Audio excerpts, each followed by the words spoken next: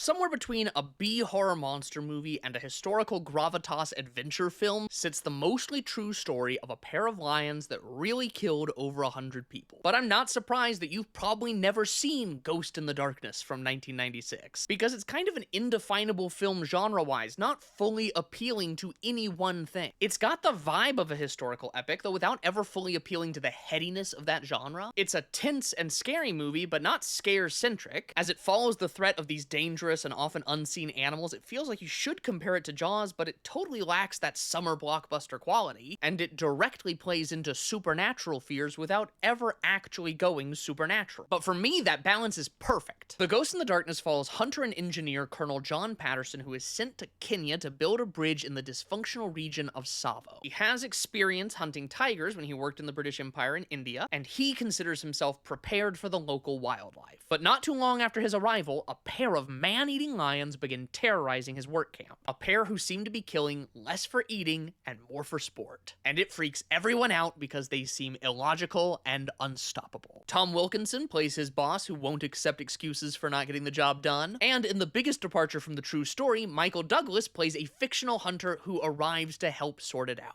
And look, this movie's written by William Goldman, who wrote All the President's Men, Butch Cassidy and the Sundance Kid, and The Princess Bride, and it was filmed by the Academy Award-winning cinematographer behind Close Encounters of the Third Kind. The special effects work in this is second to none. You will never know whether or not you're looking at a real lion or a practical puppet. I actually saw one of the puppets recently in a movie theater in New Jersey, and it was one of the highlights of my movie-going life. But maybe my favorite element of this film is the incredible score by Jerry Goldsmith. It's adventurous and tense and rapturous and creepy. There are moments where you can pick up on some of the same musical choices from like LA Confidential or Star Trek The Motion Picture, and I love that. Like a small ancestry between hunting a lion in the fog and a space battle. It has one of my favorite disses in any movie, delivered by T'Chaka himself, John Connie, and it's just fun and thrilling and never feels dumbed down. Less of a tall tale than it feels like it is, and with the legends themselves available to see at the Chicago Field Museum. So if a historical adventure horror sounds up your alley, this one's got teeth.